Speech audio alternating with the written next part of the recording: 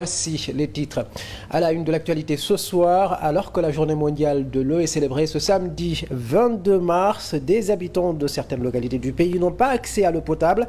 C'est le cas à Guiffer où les 4000 habitants de la presqu'île sont privés d'eau depuis plus de 3 ans. Dans l'actualité également, réduire drastiquement le taux de chômage au Sénégal qui était de 23% l'année dernière. C'est le défi que s'est fixé le mouvement des entrepreneurs du Sénégal. Réunis en Assemblée générale ce samedi, ses membres ont décidé d'accompagner l'État afin de résorber le taux de chômage. Et puis, enfin, 2 fois sacré champion du monde, le boxeur américain George Foreman est décédé à l'âge de 76 ans. Il était entré dans l'histoire de la boxe à l'occasion de son mythique combat perdu contre Mohamed Ali devant 100 000 personnes à Kinshasa, la capitale congolaise. C'est en 1974. Mesdames, Messieurs, voici pour le sommaire. Le développement, c'est juste après ceci.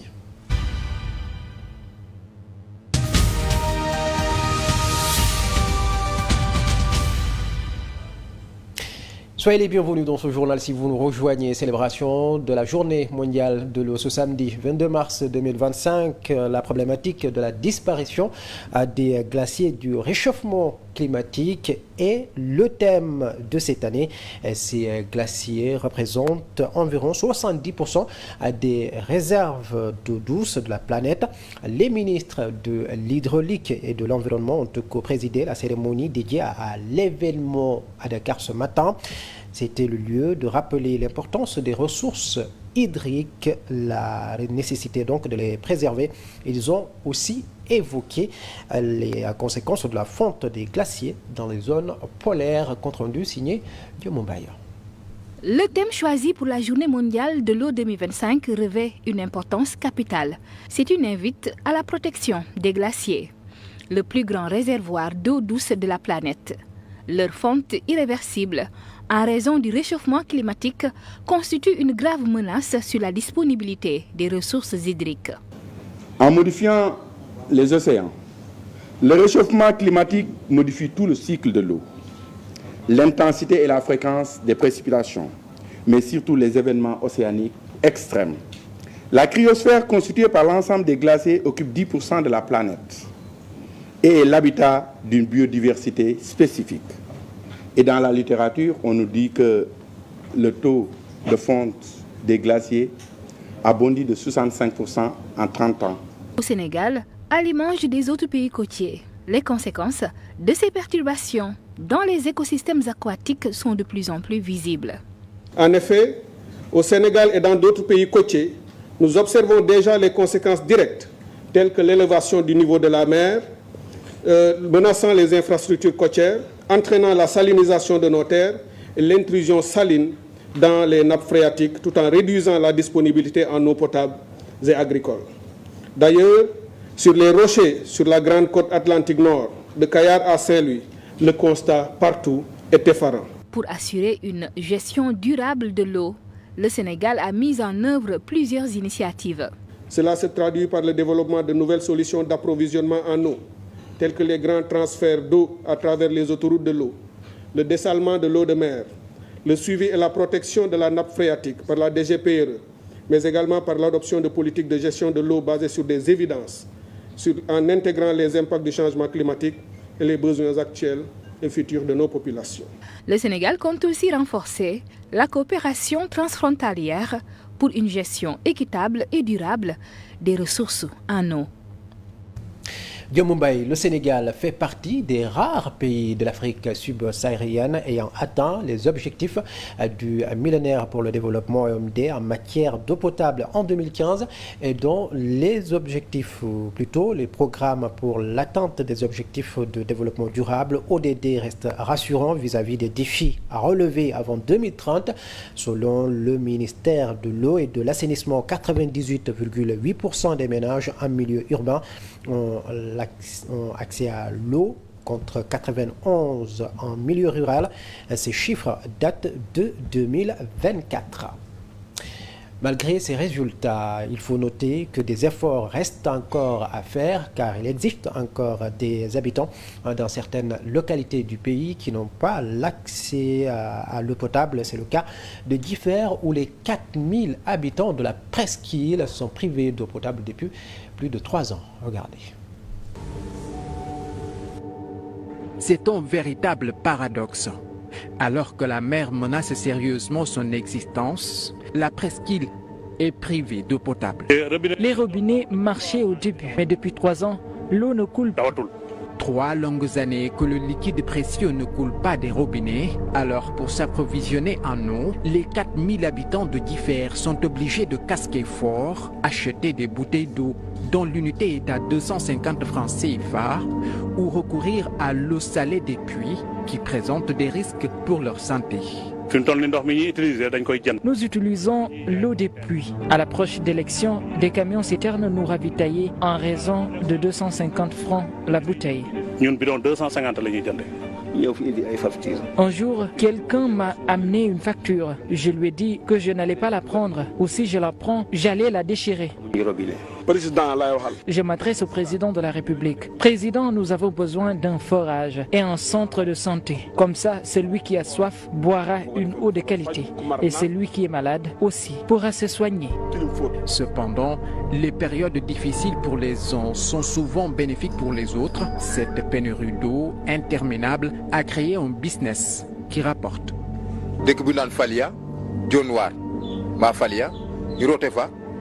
Je remplis mes bouteilles à Falia ou Dionewar. Je paie le piroguier parfois 150 la bouteille ou 125. Ça dépend des relations que vous avez.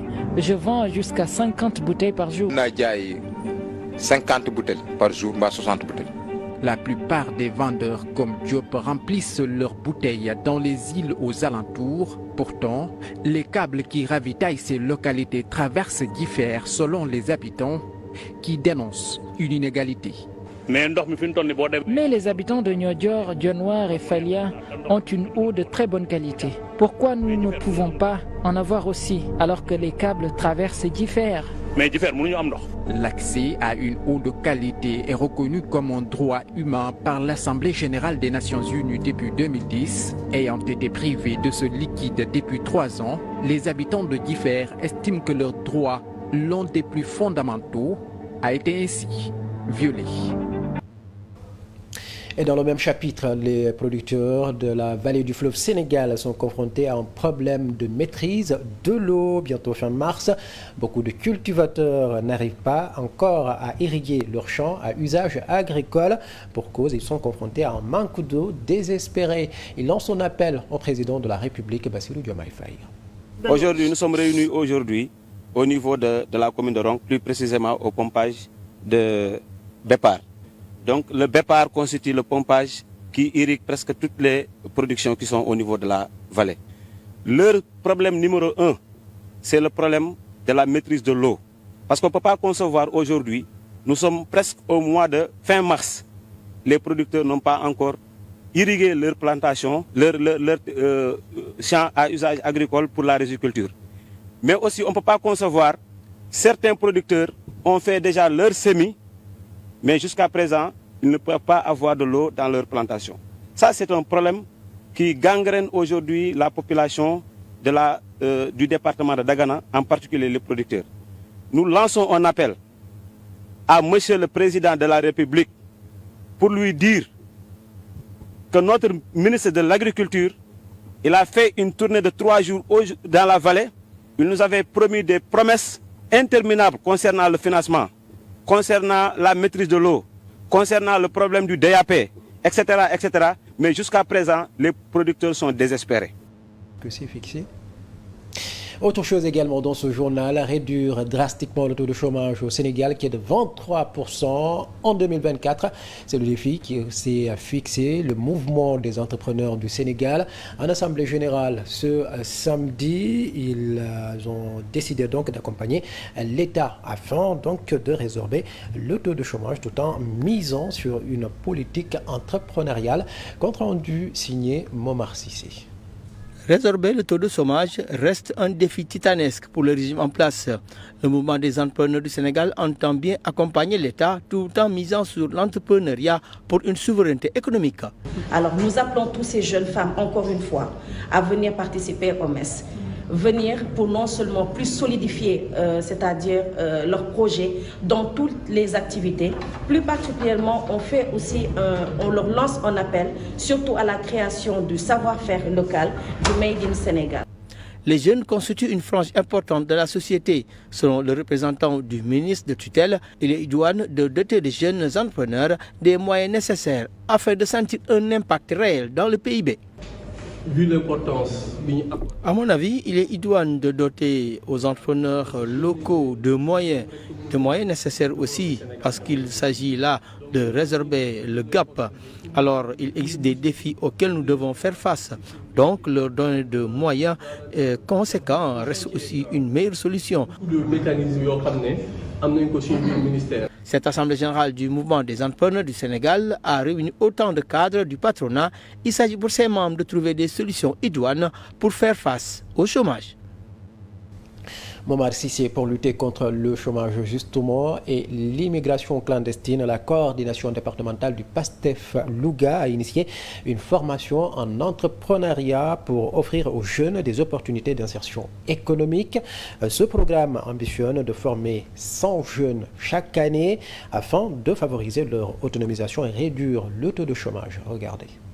L'agenda Sénégal 2050, c'est que l'axe prioritaire, capital humain, c'est de former la population d'abord. Moi, je ne dirais pas jeunes, parce qu'il y a des jeunes, il y a des moins jeunes, il y a des plus jeunes. Donc, pour les former, il faut d'abord la formation. Et cette formation-là, c'est important, qui est la formation de l'entrepreneuriat. L'entrepreneuriat, c'est quoi? C'est l'autonomisation. Ça vous permet d'être autonome, ça permet d'être votre propre, que tu sois ton propre employé. En même temps, de créer aussi des emplois. Et si, après la formation, c'est quoi? C'est la formalisation. Il faut que tous les participants de cet événement vont se formaliser d'ici 1 mois, d'ici 2 mois, et après il y aura le suivi pour les permettre à véritablement être des champions pour demain. La vision vient d'être lancée il y a juste 1 mois, de 2050. Et si aujourd'hui, nous investissons pour que cette valeur ajoutée puisse revenir à Louga, mais nous sommes en train d'ajouter notre pierre à l'édifice. Et donc je crois que vraiment on ne peut que s'en féliciter. Je pense que ce que vient de réaliser la coordination départementale de Louga doit être érigée en règle essentielle par toutes les autres coordinations de PASTEF. Dans ce journal, c'est également religion. Il ne reste plus que 5 jours avant la clôture des inscriptions auprès des voyagistes privés pour le pèlerinage à la Mecque, édition 2025. L'imam Moustapha Niang invite ainsi tous ceux qui souhaitent se rendre au lieu saint de l'islam à prendre les devants. Nous l'écoutons au micro de Mamadou Kanté et Tamsir Kangi. Il ne reste plus que 5 jours pour ceux qui veulent toujours aller à la Mecque. Au-delà de ces 5 jours, la liste sera close. Pour ceux qui doivent aussi compléter de l'argent, il faut le faire le plus vite possible pour que le voyagiste puisse prendre toutes les dispositions permettant que le Oudjat soit dans les meilleures conditions une fois à la Mecque.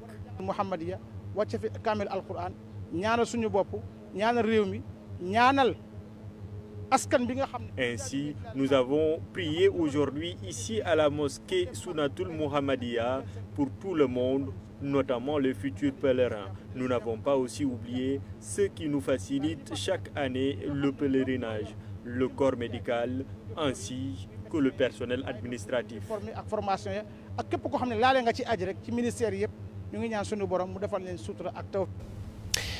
Nous allons à présent parler d'un autre pèlerinage. Le comité interdiocésain national des pèlerinages catholiques du Sénégal lance officiellement ses activités pour le pèlerinage de 2025. Pour cette année, 450 pèlerins sacrifieront à la tradition en contrepartie de 3 500 000 francs CFA par pèlerin. Les inscriptions seront ouvertes dès ce lundi 24 mars 2025. Compte rendu signé Oumar Thiam et Papis Dem.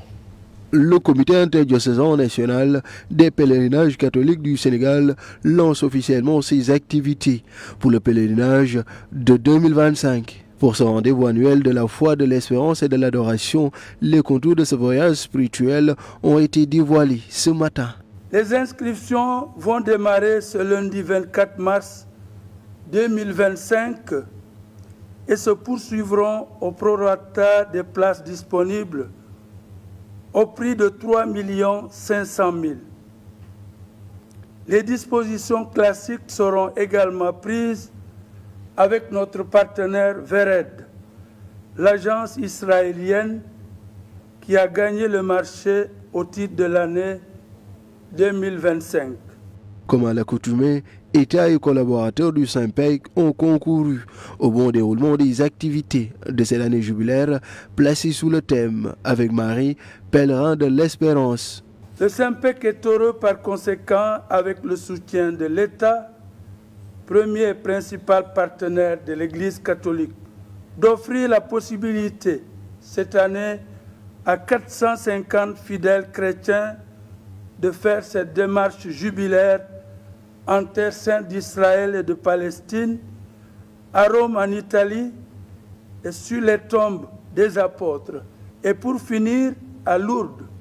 Ce pèlerinage, prévu du 22 août au 11 septembre, Monseigneur Abel Momba insiste sur l'importance de la responsabilité individuelle des pèlerins pour la réussite de cet événement.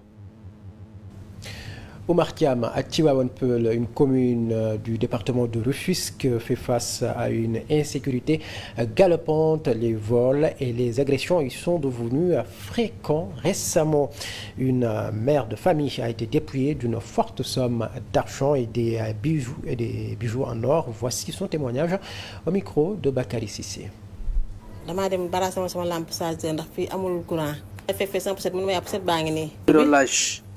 On a tout emporté. J'avais une forte somme d'argent avec moi, le papier de la maison, 2 boucles d'oreilles en or, mais rien n'a été laissé. Et là, j'ai porté plainte contre X. Au-delà, je sollicite de l'aide parce que je devais achever mon chantier. Mais finalement, cela s'est produit ainsi. Là où je suis, on m'a prêté cette chambre. Alors,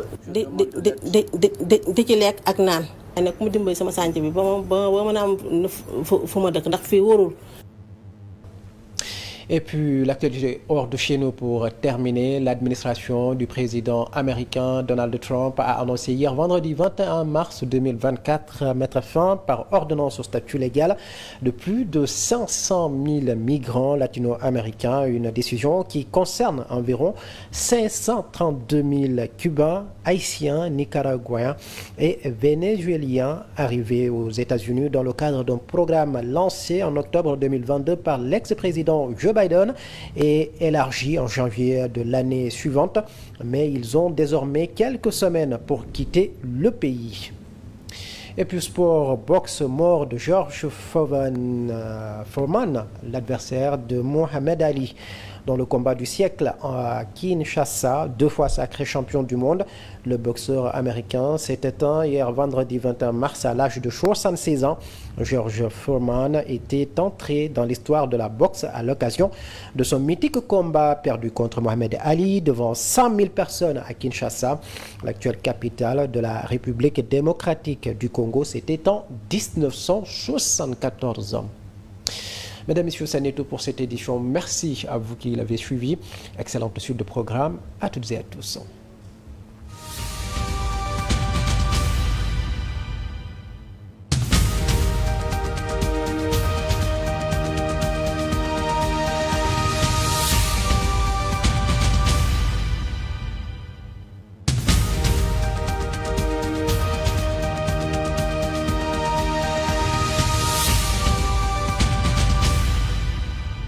Récompenses et nominations.